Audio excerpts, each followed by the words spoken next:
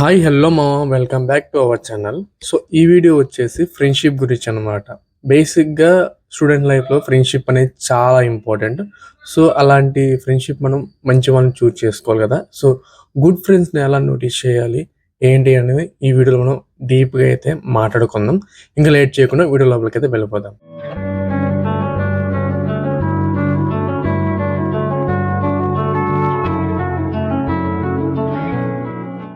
First thing మనం friendship అంటే ఏంటి, సో మనం ఫ్రెండ్స్ని ఎలా గ్యాదర్ చేసుకోవాలి, సో ఎలా నోటీస్ చేయాలని చెప్పేసి మనం డిస్కస్ చేసుకుందాం ఫస్ట్ ఆఫ్ ఆల్.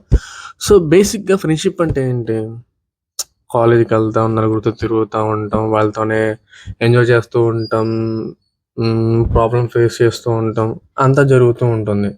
సో ఇది నాట్ ఎ ఫ్రెండ్షిప్ అనమాట. Friendship is a relation. So ఇది లాంగ్ టర్మ్లో మీరు చూసుకోవాలి.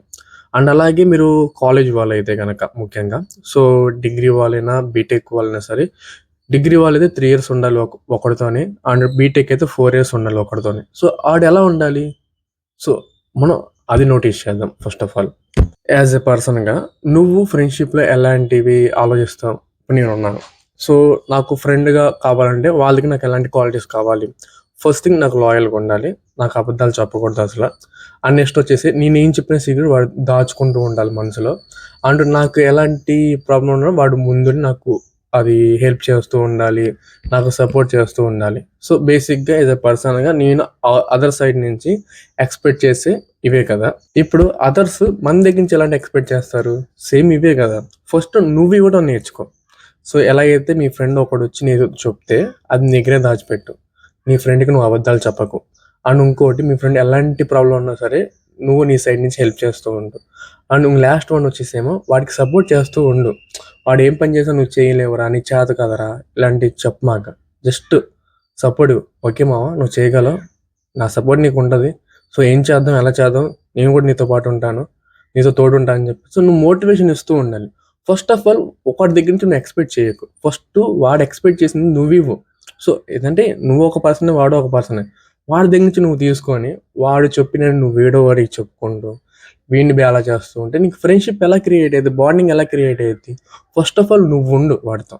సో వాడికి ఎలాంటివి కావాలో వాడి పక్కన పెట్టు, నువ్వు ఎలాంటి ఎక్స్పెక్ట్ చేస్తున్నావో నువ్వు ముందు అది వేడో వాడికి ఇవ్వు, అది ఇస్తే వాడు నీకు తిరిగిస్తాడు. సో అలాగా బాండ్ అయితే క్రియేట్ అవుతుంది అనమాట. కాలేజ్కి వెళ్ళగానే నువ్వు ఫస్ట్ డే ఏం చేయాలంటే గుడ్ ఫ్రెండ్స్ ఎలా నోట్ చేయాలో నేను చెప్తాను నేను. First of all first day వెళ్ళంగానే ఒకే బెంచ్లో అయితే కూర్చోమాక. సో ఫస్ట్ డే ఒకరోజు ఒక బెంచ్లో కూర్చో, నెక్స్ట్ ఇంకో బెంచ్లో కూర్చో, ప్రతి ఒక్కరిని కవర్ చేయి. ఓకేనా? కవర్ చేసిన తర్వాత వాళ్ళతో మాట్లాడు. ఎలాంటి మాట్లాడాలి నువ్వు కాలేజీలో? అరే మావా, ఫస్ట్ థింగ్ నీ గోల్ ఏంటి? సో ఈ కాలేజీలో ఎందుకు జాయిన్ అయ్యావు? సో అంతకుముందు పాస్ట్లో నీకు జరిగిన బెస్ట్ ఎక్స్పీరియన్స్ ఏంటి, వర్స్ట్ ఎక్స్పీరియన్స్ ఏంటి? సో ఇవి అడగటం వల్ల వాడు ఏంటి అనేది నీకు తెలిసేది అనమాట. అండ్ ఇంకోటి, పెద్దగా మధ్యలో ఆడవాళ్ళని ఆబ్జెక్ట్ వే చేసి మాట్లాడితే కనుక మనం వదిలిపడేసి. ఓకేనా? ఎందుకంటే వాడు వేరే అమ్మాయిని అలా మాట్లాడిన తర్వాత ఇన్ కేస్ నీ చెల్లిలో మీ అక్క ఉంటే కూడా వాడు సేమ్ అలాగే వేరే వాడికి చెప్తాడు, అరే వాళ్ళ చెల్లి ఇలా ఉందిరా, వాళ్ళ అమ్మ ఇలా ఉందిరా అని చెప్పేసి. అలాంటి వాళ్ళు దూరంగా ఉండే ఫస్ట్ థింగ్. అండ్ ఇంకోటి, ఇలా మాట్లాడడం వల్ల వాడు ఏంటి, సో వాడు గుడ్ ఎక్స్పీరియన్స్ ఏంటి, వాడు ఎలాంటి అచీవ్మెంట్ చేశాడు, బ్యాడ్ ఎక్స్పీరియన్స్ ఎలాంటి దూల పనులు చేశారు, దీనివల్ల నీకు ఒక క్లారిటీ వచ్చేది అనమాట. సో అలా నువ్వు ఐడెంటిఫై చేయొచ్చు గుడ్ ఆర్ బ్యాడ్ అని. అండ్ ఫ్రెండ్షిప్లో 10th క్లాస్లో మనకు ఒక గ్యాంగ్ ఉంటుంది, అండ్ ఇంటర్మీడియట్లో ఒక గ్యాంగ్ ఉంటుంది, అండ్ డిగ్రీ ఆర్ బీటెక్ ఒక గ్యాంగ్ ఉంటుంది. సో 10th క్లాస్లో ఉన్న గ్యాంగ్ నువ్వు అంత భయపడాల్సిన అవసరం లేదు. ఎవరిదైనా సరే నువ్వు చిల్ అవ్వచ్చు, మాడుకోవచ్చు, తిట్టించుకోవచ్చు, కొట్టుకోవచ్చు, ఏదైనా చేయొచ్చు. అండ్ నెక్స్ట్ వచ్చి ఇంటర్మీడియట్. ఇది మాత్రం చాలా గుర్తుపెట్టుకోమావా, ఇంటర్మీడియట్లో నువ్వు బాగుపడాలన్నా చెడిపోవాలన్నా సరే ఆ స్టేజ్ అనమాట.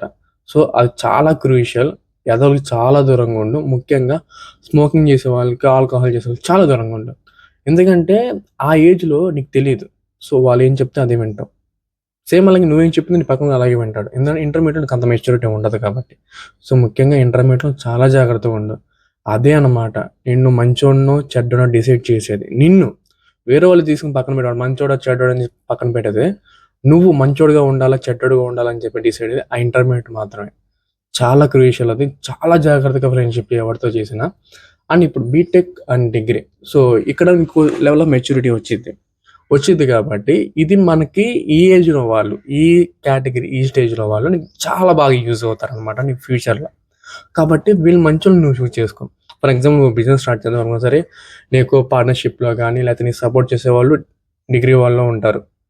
సేమ్ అదే నీ ఐడియాలు వాళ్ళతో షేర్ చేసుకోవడానికైనా సరే, నీ బ్యాడ్ ఆర్ గుడ్ ప్రతీది వాళ్ళతో షేర్ ఫైనల్‌గా నా అడ్వైస్ మీరు ఫస్ట్ డే ఎళ్ళంగానే నువ్వు చూడాల్సింది వాడొక్క బిహేవియర్, వాళ్ళ యొక్క అచీవ్‌మెంట్స్, వాళ్ళ యొక్క ప్రాబ్లమ్స్, ఫేస్ చేసిన సిట్యుయేషన్స్ ఇవన్నీ పక్కన పెడితే చూడంగానే ఎలా నోటీస్ చేయాలంటే చేతుల మీద ఘాట్లు, మెడ దగ్గర ఘాట్లు. సో, ఇలాంటివి ఉంటే సెల్ఫ్ హార్మ్ చేసుకుంటారు. అంటే కోసుకోవడాలు చేసుకుంటారనమాట. ఇన్‌కేస్ ఆ లవ్ ఫెయిల్యూర్ కానివ్వండి, లేకపోతే ఇంట్లో ప్రాబ్లమ్స్ అవ్వనివ్వండి, ఏదైనా సరే. ఇలాంటి వాళ్ళకి చాలా దూరంగా ఉండండి. ఎందుకంటే మనం ఫ్రెండ్‌షిప్ చేస్తే ఒకడితో బతుకు మీద ఆశ పుట్టాలి. బతుకు మీద ఆశ చచ్చిపోకూడదు. సో, అందుకని చెప్పి వాళ్ళకి దూరంగా ఉండు ముందు. లెట్స్ టాక్ అబౌట్ కర్మ. సో, ఇది కొంచెం స్పిరిచువల్‌గా ఉంటుంది. కొంచెం జాగ్రత్తగా వినండి. సో, కర్మ అనేది ఏంటి? ఇన్‌కేస్ మనం ఏదైనా తప్పు చేస్తే ఫ్యూచర్‌లో ఆ తప్పు యొక్క రిజల్ట్ మనం ఫేస్ చేయాలి. ఇన్‌కేస్ నేనే ఉన్నాను. దారిలో ఒక కుక్క కాలు ఇరక్కొట్టాను. ఇన్‌కేస్ రాయేసి కొట్టడమో, లేదా నేను కాలుతో కొట్టడమో చేశాను. సో, కర్మ రిటర్న్స్ ఏంటి? నాకు కాలు ఇరగాలి. ఓకేనా? ఇదే తిరి కొంచెం డీప్‌కెళ్ళిపోదాం. Bullet and bomb. బుల్లెట్ ఏం చేసిద్ది? నువ్వు ఎవరినైతే ఎయిమ్ చేస్తావో ఆ పర్సన్ మాత్రమే డ్యామేజ్ అయ్యిద్ది. బట్ బాంబ్ ఎలా ఉంటుంది? నువ్వు ఎవరైతే ఎయిమ్ చేస్తావో వాడితో పాటు వారి సరౌండింగ్స్ అందరికి ఎఫెక్ట్ అయితే కొట్టిద్ది కదా! కర్మ కూడా అంతే. బుల్లెట్ కాదు బాంబ్. ఒకటి గుర్తుపెట్టుకో. ఇప్పుడు నేను కర్మ చేశా. ఏది కుక్కని కాలుతో కొట్టడం. సో, రిజల్ట్ ఏంటి? నా కాలు ఇరగటం. ఓకేనా? సో, అలా ఇరగాలంటే మెట్ల మీద జారి పడొచ్చు. బాత్రూమ్‌లో జారి పడొచ్చు. ఇది ఇన్‌కేస్ ఒకడిని నడుస్తూ ఏదోకటి గుద్దొచ్చు. బట్ కర్మ అలా చేయదు. నేనెళ్తున్నా. సో, నీ ఎనక ఒకడు కూర్చున్నాడు. నా ఫ్రెండ్ కూర్చున్నాడు. సో, ఎళ్తా జారి పడ్డా. సో, అక్కడ యాక్సిడెంట్‌లో నా కాలు ఇరిగిద్ది. ఎనకోడికి ఇంజ్యూర్ అయిద్దనమాట. సో, దీన్ని బట్టి ఏంటి? నువ్వు మంచోడితో ఫ్రెండ్‌షిప్ చేస్తే నీకు మంచిగా ఉంటుందనమాట. లైక్ ఎలా అంటే వాడు ఎదవనుకో, వాడు కర్మను బట్టి నీకు గూడా కొంచెం ఎఫెక్ట్ అయితే కొట్టిద్ది. వాడు మంచోడనుకో, సేమ్ అదే విధంగా నీకు గుడ్ జరిగిద్దనమాట. సో, అలాగా కర్మ బాంబ్ అని చెప్పా గదా! వాడు మంచోడైతే నీకు మంచి జరిగిద్ది. వాడు చెడ్డోడైతే నీకు చెడ్డ జరిగిద్ది. సో, అందుకని చెప్పి వాడి కర్మలు గూడా మీరు చూస్తూ ఉండండి. ఎదవలా చేస్తే ఎదవా జాగ్రత్తగా ఉండురా అని చెప్పండి. సో, అది. ఏందంటే ఒక చెడు పని చేయడం. ఎందుకు అలా ఉండొచ్చన్నా? బుల్లెట్‌లా చేయొచ్చు కదా! బాంబులా ఎందుకు చేయట కర్మ? ఎందుకంటే వాళ్ళ పక్కన కూడా ఎందుకు ఎఫెక్ట్ కొట్టాలని మీకు డౌట్ రావచ్చు. ఒక గుడ్ థింగ్ ఒకడే చేయగలడు. ఒకడిని హెల్ప్ చేయడం గానీ, లేతే ఎవరికైనా సహాయం చేయడం గానీ, ఏదైనా సరే ఒక్కడు తలుచుకుంటే చేయగలడు. బట్ ఒక బ్యాడ్ థింగ్ అనేది ఒక్కడి వల్ల కాదు. సో, వాడికి చాలామంది కోఆపరేట్ చేయాలి. చేస్తేనే ఆ బ్యాడ్ థింగ్ అనేది సక్సెస్‌ఫుల్ అయ్యిద్ది. గుడ్ అనేది ఒకటి చేస్తే సరిపోద్ది. బట్ బ్యాడ్ థింగ్ అలా కాదు. అందరి సపోర్ట్ ఉంటేనే చేయగలడు. సో, అంతనే కర్మ ఏం చేసిద్దంటే ఒక్కడినే తీసుకెళ్ళదు. చుట్టూ వాళ్ళని కూడా తీసుకెళ్ళిద్ది. ఎలాగో ఫ్రెండ్‌షిప్ దగ్గరికొచ్చాం కాబట్టి లవ్ చేస్తాం గదా! వాళ్ళని గూడా కొంచెం పాజిటివ్ వైబ్రేషన్స్ ఉన్నోళ్ళని లవ్ చేయండి.